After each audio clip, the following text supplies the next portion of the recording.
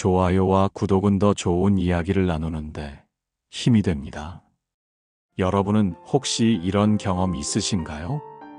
평생을 일해온 누군가가 하루아침에 모든 것을 잃었다는 이야기를 들어본 적이 있으신가요? 아니면 주변에서 은퇴 후 편안한 노후를 꿈꾸던 분이 잘못된 선택으로 인해 다시 일해야 하는 상황에 놓인 경우를 본 적이 있으신가요?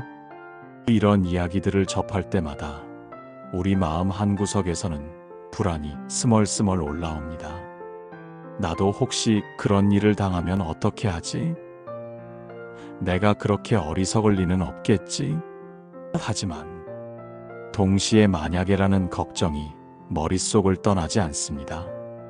이런 이야기들은 결코 남의 일이 아닙니다. 텔레비전 뉴스에서만 나오는 먼 이야기도 아니고 소설 속 허구의 이야기도 아닙니다. 매일같이 우리 주변에서 어쩌면 바로 옆집에서 일어나고 있는 생생한 현실입니다.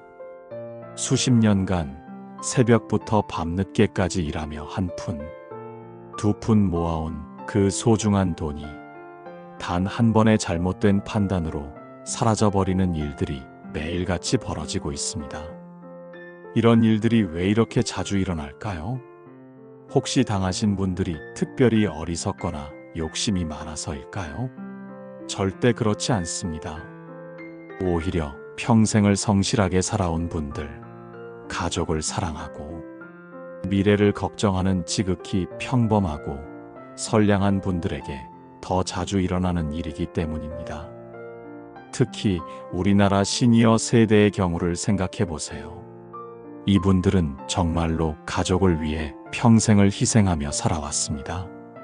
젊은 시절부터 자녀들 교육비를 위해 허리띠를 졸라매고 집 한 채 마련하기 위해 수십 년간 대출을 감당하며 나이 드신 부모님, 병원비와 용돈까지 책임지면서도 그래도 노후를 위해 조금씩이라도 저축해왔습니다.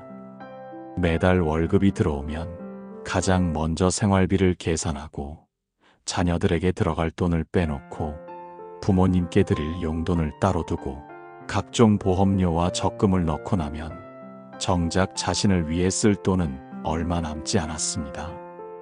그래도 묵묵히 참아가며 미래를 위해 저축했죠. 그렇게 30년, 40년을 버텨온 결과 드디어 모인 목돈. 그것은 단순한 숫자가 아니라 땀과 눈물, 희생과 인내의 결정체였습니다. 추운 겨울 난방비 아끼려고 두꺼운 옷을 껴입고 지냈던 날들, 외식 한 번 하고 싶어도 참고 집에서 라면으로 때웠던 저녁들, 친구들과 여행 가고 싶어도 돈이 아까워 포기했던 주말들이 모두 그 돈 속에 담겨 있는 것입니다.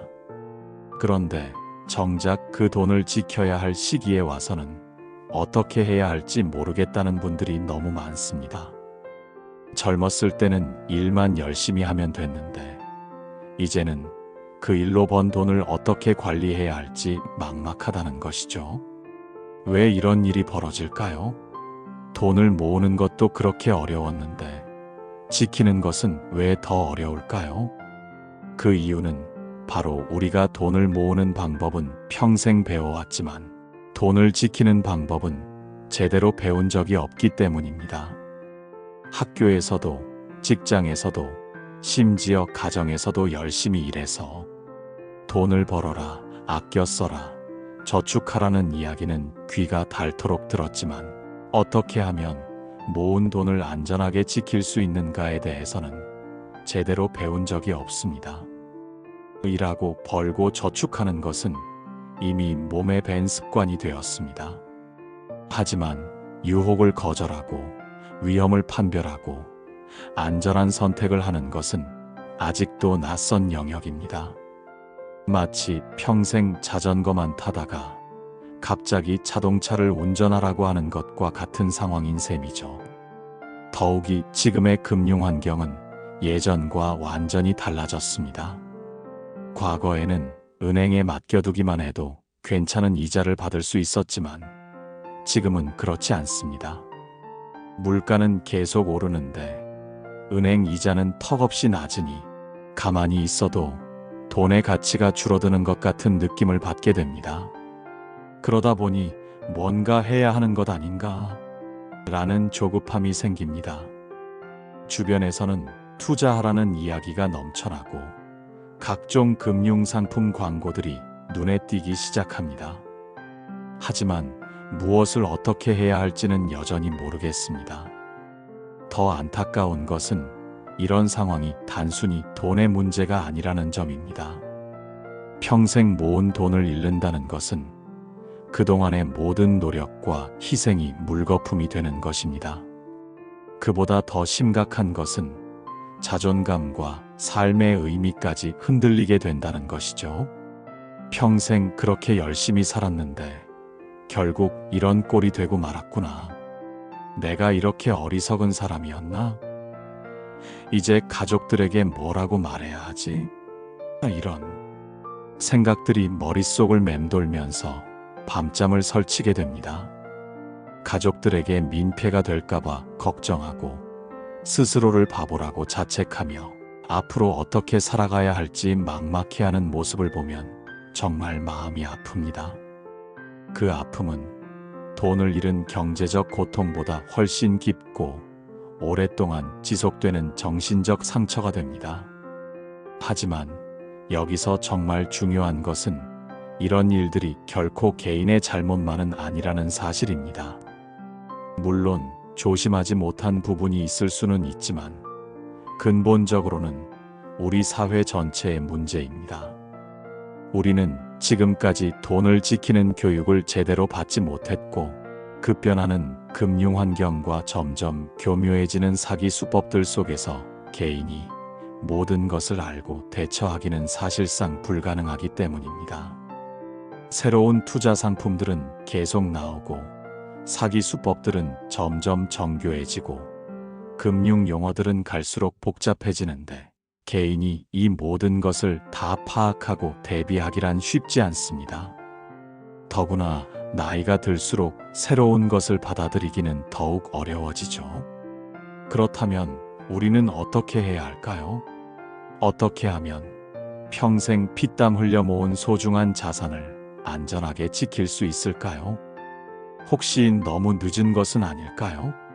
이미 당한 사람들은 어떻게 해야 할까요? 답은 생각보다 복잡하지 않습니다. 거창한 금융 지식이나 복잡한 투자 기법을 배울 필요도 없습니다. 중요한 것은 기본에 충실한 것, 그리고 작은 습관들을 제대로 기르는 것입니다. 하지만 그 구체적인 방법을 이야기하기 전에 먼저 실제로 일어난 이야기 하나를 들어보시겠습니다. 이 이야기는 우리 주변의 평범한 분에게 일어난 실제 사례입니다.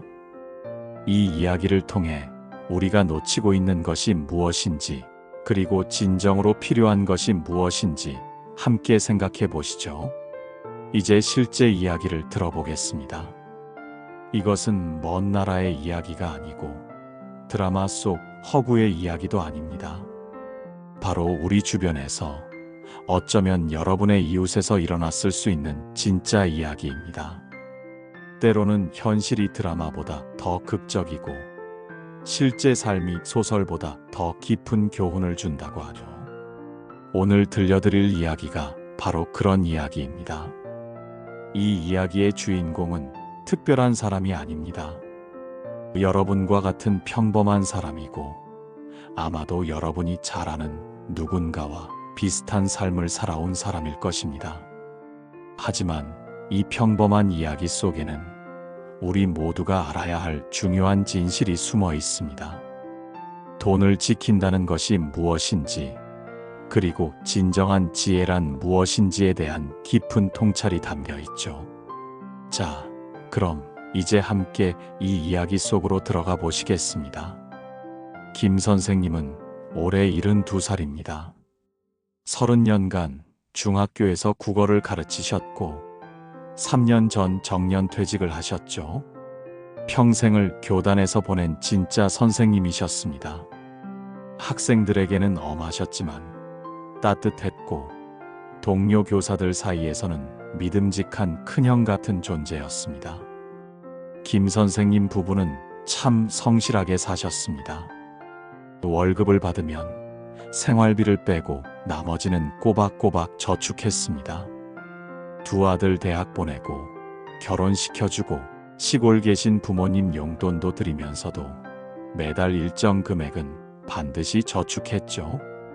그렇게 모은 돈이 퇴직금까지 합쳐서 2억 5천만 원 정도였습니다. 큰 돈은 아니지만 평범한 부부가 평생 성실히 모은 소중한 돈이었습니다. 처음에 김 선생님 부부는 이 돈을 은행 정기예금에 넣어두었습니다. 안전하니까요. 하지만 주변에서 한마디씩 하기 시작했습니다. 요즘 같은 저금리 시대에 은행에만 넣어두면 안 돼요.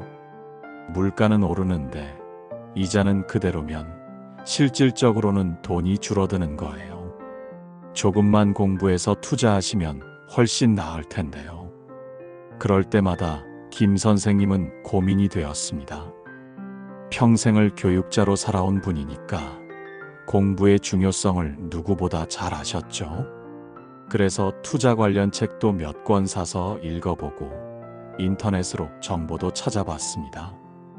그러던 중 교회에서 만난 후배가 김 선생님께 좋은 이야기가 있다며 찾아왔습니다. 교사 출신으로 지금은 금융회사에서 일한다는 그 후배는 아주 자신감 있게 말했습니다. 선생님, 제가 아는 투자처가 있는데요. 안전하면서도 수익률이 좋아요. 연 15% 정도는 나올 것 같은데 어떠세요? 15%라면 은행 이자의 10배가 넘는 수익률이었습니다.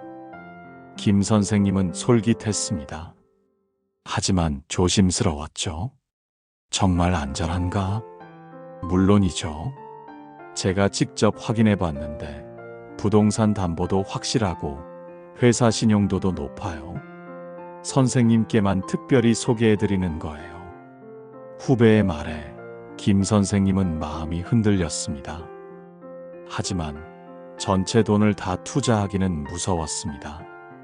그래서 먼저 5천만 원만 투자해 보기로 했습니다. 처음 몇 달은 정말 약속한 대로 이자가 들어왔습니다. 김 선생님은 기뻤습니다. 역시 공부를 해야 하는구나. 이런 좋은 투자처가 있는 줄 몰랐네. 그래서 나머지 1억 원도 추가로 투자했습니다. 이제 매달 200만 원 가까운 이자 수익이 들어왔습니다. 김 선생님 부부는 그 돈으로 가끔 여행도 가고 자식들에게 용돈도 더 주고 마음이 한결 여유로워졌습니다. 하지만 1년이 지날 무렵 상황이 이상해지기 시작했습니다.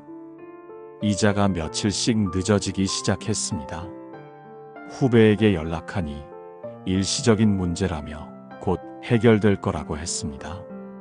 그런데 한 달, 두 달이 지나도 이자는 들어오지 않았습니다. 김 선생님이 후배를 다시 찾았을 때 그는 이미 회사를 그만두고 연락이 안 되는 상태였습니다. 그제야 김 선생님은 급하게 알아봤습니다. 그 투자 회사는 이미 부실이 알려진 곳이었고 여러 사람들이 피해를 본 사기 회사였습니다.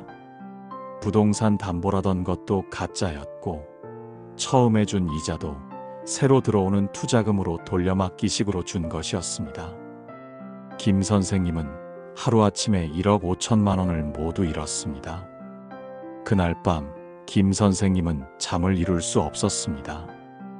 가슴이 먹먹하고 머리가 띵했습니다. 아내에게 어떻게 말해야 할지, 아들들에게는 뭐라고 할지 막막했습니다.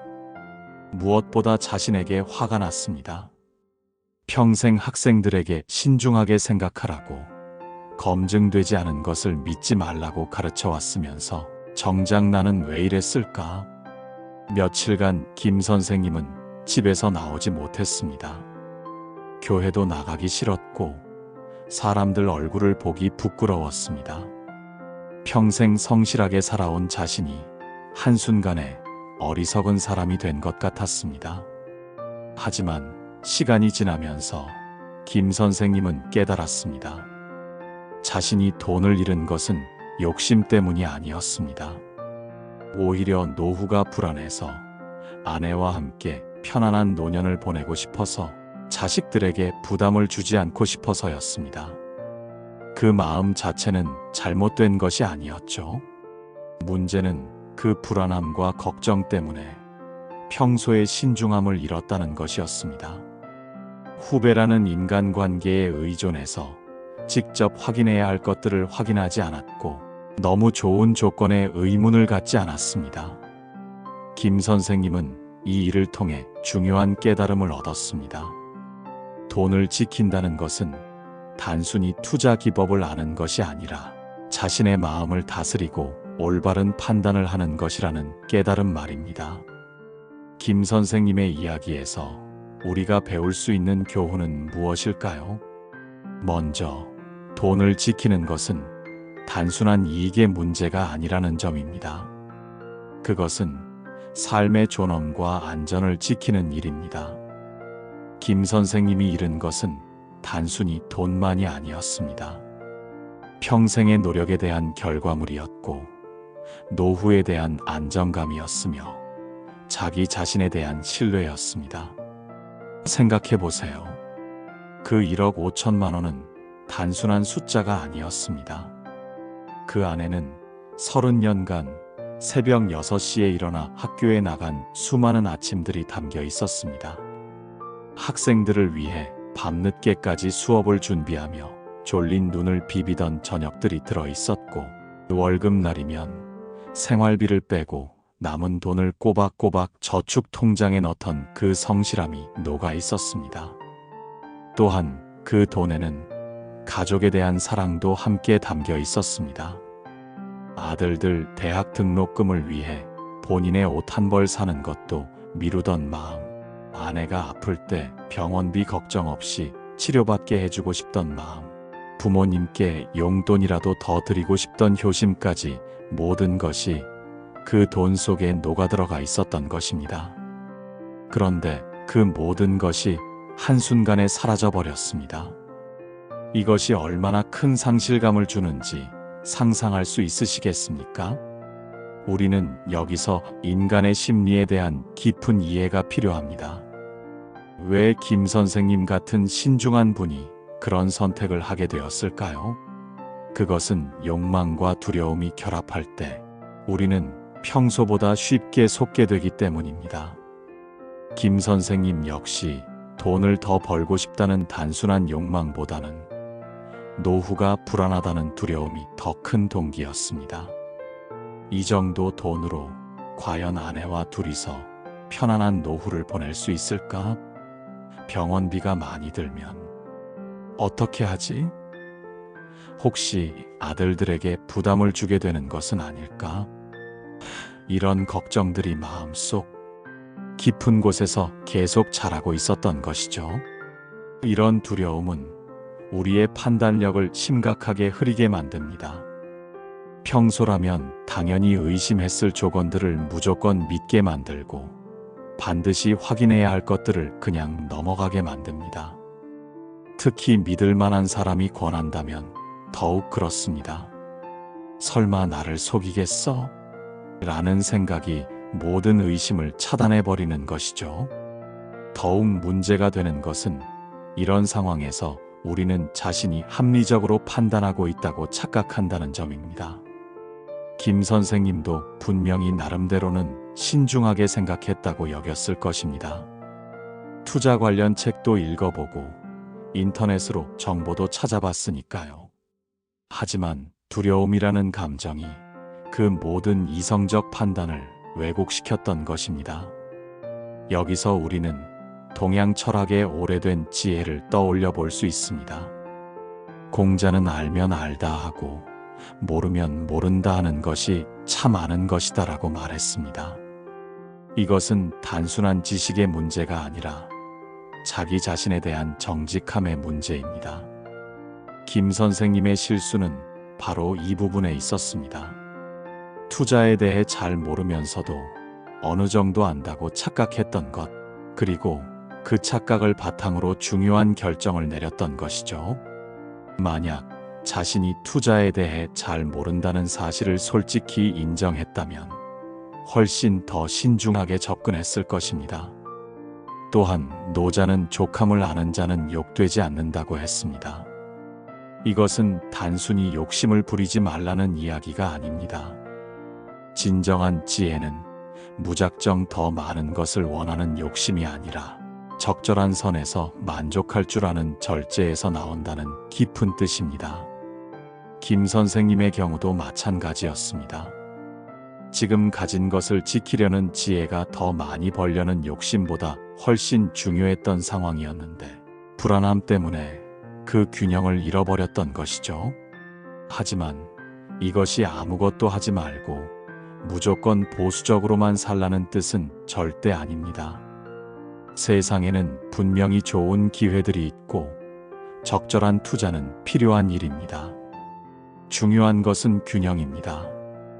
감수할 수 있는 적절한 위험은 받아들이되 감당할 수 없는 위험은 단호히 피하는 것, 좋은 기회를 놓치지 않듯 교묘한 함정에는 절대 빠지지 않는 것, 이것이 진정한 지혜입니다. 그렇다면 그 균형점을 어떻게 찾을 수 있을까요? 바로 자신을 정확히 아는 것에서 시작됩니다. 내가 얼마나 위험을 감당할 수 있는지, 내가 투자에 대해 얼마나 알고 있는지, 내가 지금 어떤 감정 상태에 있는지를 솔직하게 들여다보는 것이 첫걸음입니다. 이제 우리는 더 큰 관점에서 이 문제를 바라봐야 합니다. 돈을 지킨다는 것은 단순히 숫자를 보존하는 것이 아니라 곧 삶 전체를 지키는 것입니다. 그리고 그 삶 속에는 가족과의 관계, 자신에 대한 믿음, 미래에 대한 희망, 지금까지 쌓아온 모든 것들이 함께 들어 있습니다. 김 선생님이 돈을 잃고 나서 가장 힘들어했던 것도 바로 이 부분이었습니다. 돈 자체보다는 가족들에게 미안한 마음이 더 컸던 것이죠. 평생 든든한 가족의 기둥 역할을 해왔던 분이 갑자기 가족들에게 짐이 될까봐 걱정하게 된 것, 이것은 단순한 경제적 손실을 훨씬 넘어선 정서적이고 관계적인 깊은 상처였습니다. 그래서 진정으로 돈을 지킨다는 것은 이런 소중한 관계와 마음도 함께 지키는 것입니다. 혼자서 모든 것을 짊어지고 모든 결정을 혼자 내리려고 하지 말고 가족들과 솔직하게 상의하는 것, 믿을 만한 사람들의 조언을 겸손하게 구하는 것, 그리고 무엇보다 자신의 한계를 인정하고 받아들이는 것이 필요합니다. 여기서 우리는 근본적인 행동 방식의 전환이 필요합니다. 어떤 큰 결심을 하거나 거창한 계획을 세우는 것보다는 일상의 작은 습관들을 차근차근 바꿔나가는 것에서 시작해야 합니다. 왜냐하면 결국 우리의 인생은 매일매일의 작은 선택들이 쌓여서 만들어지는 것이고 그 작은 선택들이 모여서 큰 결과를 만들어내기 때문입니다. 확인하는 습관, 건전한 의심을 하는 습관, 필요할 때 단호하게 거절하는 습관, 그리고 중요한 일들을 꼼꼼히 기록하는 습관. 이런 소소해 보이는 작은 습관들이야말로 우리의 소중한 자산을 지키는 가장 확실하고 실용적인 방법입니다. 이것들은 특별한 재능이나 많은 돈이 필요한 일이 아닙니다. 누구나 할 수 있는 일들이지만 꾸준히 실천하기는 쉽지 않은 일들이기도 합니다. 하지만 바로 이 평범해 보이는 습관들이 우리를 가장 강력하게 보호해 줄 것입니다. 그렇다면 구체적으로 우리는 어떻게 해야 할까요? 답은 생각보다 간단합니다. 거창한 투자 공부나 복잡한 금융 지식이 먼저가 아니라 일상의 작은 습관부터 시작하는 것입니다. 큰 변화는 항상 작은 것에서 시작됩니다. 우리가 지금까지 살아온 방식을 하루아침에 바꿀 수는 없지만 조금씩 더 나은 방향으로 바꿔나갈 수는 있습니다. 첫 번째는 확인하는 습관입니다. 계약서는 한 줄 한 줄 꼼꼼히 읽어보세요. 이해되지 않는 부분이 있으면 반드시 질문하세요. 나중에 알아보겠다거나 대충 이런 내용이겠지라고 넘어가지 마세요. 상대방이 복잡한 전문 용어를 사용하며 설명해도 부끄러워하지 마시고 이 부분을 쉽게 설명해 주세요라고 당당하게 요청하세요. 김 선생님도 만약 투자 계약서를 제대로 읽어봤다면 아니면 그 회사에 대해 직접 알아봤다면 피할 수 있었을 일입니다. 인터넷으로 회사 이름을 검색해보는 것만으로도 많은 정보를 얻을 수 있습니다. 금융감독원이나 소비자원 같은 공식 기관 사이트에서 해당 회사에 대한 민원이나 제재 내역이 있는지 확인해 보는 것도 좋은 방법입니다. 또한 투자 상품이라면 그 상품의 위험도, 예상 수익률의 근거, 중도 해지 조건 등을 반드시 확인해야 합니다. 연 15% 수익이라는 말만 듣고 넘어가지 말고 그 수익이 어떤 방식으로 나오는지, 과거 실적은 어떤지, 손실 가능성은 얼마나 되는지 구체적으로 물어보세요. 두 번째는 거절하는 습관입니다. 모르는 번호의 전화는 받지 마세요. 요즘은 발신자 차단 기능도 있으니 적극 활용하시기 바랍니다. 문자로 온 투자 권유나 대출 안내는 바로 삭제하세요. 이런 문자들은 대부분 불법이거나 사기인 경우가 많습니다. 길거리에서 설문조사나 상품 소개를 하는 사람들도 정중하지만 단호하게 거절하세요. 바쁩니다. 관심 없습니다라고 명확하게 의사를 표현하는 것이 중요합니다. 한번 들어보기만 하면 뭐가 어때? 라는 생각이 가장 위험합니다.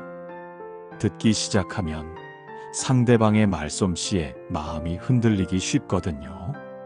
특히 오늘만 특별히, 선착순, 한정 판매 같은 말로 재촉하는 경우에는 더욱 조심해야 합니다. 진짜 좋은 상품이라면 충분히 생각할 시간을 주는 것이 당연합니다. 급하게 결정을 재촉하는 것은 10중 8구 함정이라고 보시면 됩니다. 세 번째는 상의하는 습관입니다. 혼자서 큰 결정을 하지 마세요. 특히 목돈이 들어가는 일이라면 더욱 그렇습니다. 아무리 좋은 기회 같아 보여도 가족이나 믿을 만한 친구와 반드시 상의해 보세요. 다른 사람의 시각에서 보면 내가 놓친 부분들을 발견할 수 있습니다. 빨리 결정하지 않으면 기회를 놓친다고 재촉한다면 더욱 의심해야 합니다. 진짜 좋은 투자는 충분히 생각할 시간을 줍니다. 오히려 상의해 보라고 권하는 것이 정상입니다. 가족과 상의할 때는 감정적으로 접근하지 말고 구체적인 사실들을 바탕으로 이야기하세요.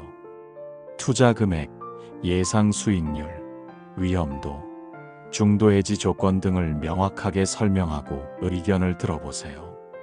가족들이 반대한다면 그 이유를 진지하게 들어보시기 바랍니다. 네 번째는 기록하는 습관입니다. 돈의 출입을 기록해 보세요. 어디서 얼마가 나가고 들어오는지 정확히 알아야 합니다. 복잡한 가계부를 쓰라는 이야기가 아닙니다. 그냥 큰 돈이 움직일 때마다 간단한 메모장이나 휴대폰에 기록하는 것만으로도 충분합니다. 몇 월 며칠 어디에 얼마 투자, 몇 월 며칠 얼마 수익 받음, 이런 식으로 간단하게 적어두세요. 이렇게 하면 사기를 당했을 때도 빨리 알 수 있고 피해 신고를 할 때도 정확한 자료를 제시할 수 있습니다. 또한 투자나 보험 관련 서류들도 잘 정리해 두세요. 나중에 문제가 생겼을 때 증거 자료가 됩니다. 요즘은 휴대폰으로 사진을 찍어두는 것만으로도 충분합니다. 다섯 번째는 안전을 우선하는 습관입니다.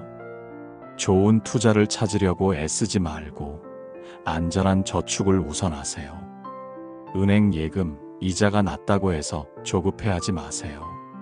낮더라도 확실한 것이 높지만 불확실한 것보다 훨씬 낫습니다.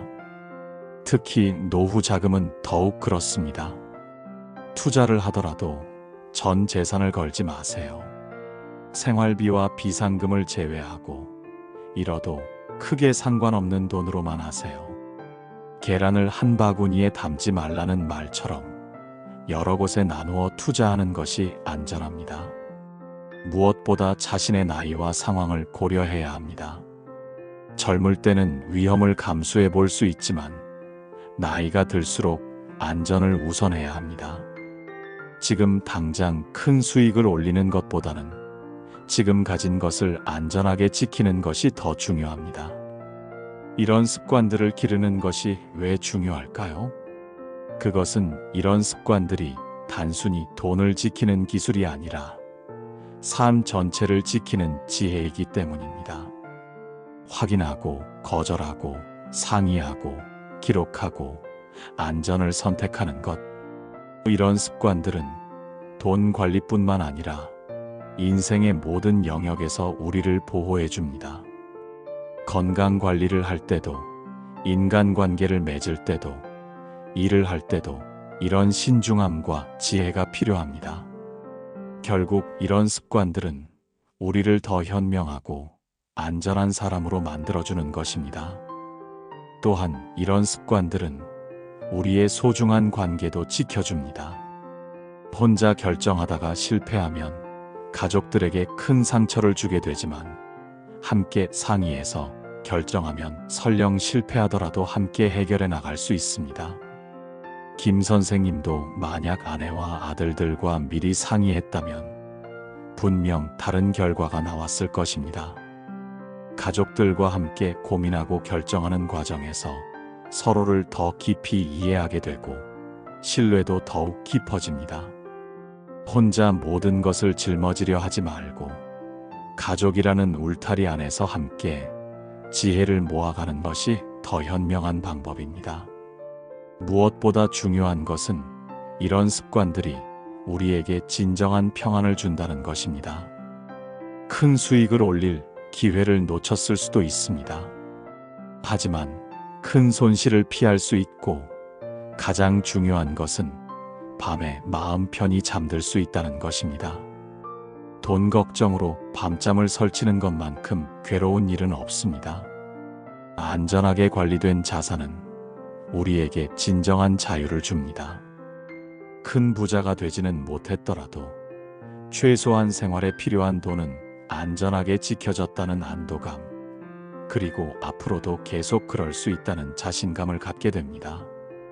돈은 단순한 종이나 숫자가 아닙니다. 그것은 우리의 시간과 노력, 땀과 눈물이 담긴 삶의 결정체입니다.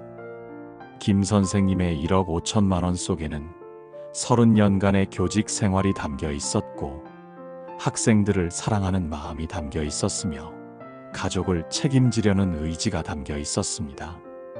그래서 그 돈을 지킨다는 것은 단순히 숫자를 보존하는 것이 아니라 그 안에 담긴 삶의 의미와 가치를 지키는 것입니다. 평생의 노력과 사랑을 지키는 것이고 미래에 대한 희망을 지키는 것입니다. 지금 당장 지갑만 챙기는 것이 아니라 여러분의 마음도 지켜보세요. 불안해하지 마세요. 조급해하지 마세요. 욕심 부리지 마세요. 대신 차분히, 신중히, 그리고 지혜롭게 선택하세요. 여러분의 돈이 곧 여러분의 인생을 담고 있습니다. 그 소중한 인생을 지혜로운 선택으로 지켜가시길 바랍니다. 작은 습관들이 하나하나 쌓여서 큰 보호막이 되고 그 든든한 보호막이 여러분의 평안하고 안전한 노후를 만들어갈 것입니다. 기억하세요. 가장 큰 투자는 화려한 수익률이 아니라 안전하게 지켜낸 평생의 노력입니다. 가장 현명한 선택은 큰 이익을 좇는 것이 아니라 소중한 것을 잃지 않는 것입니다.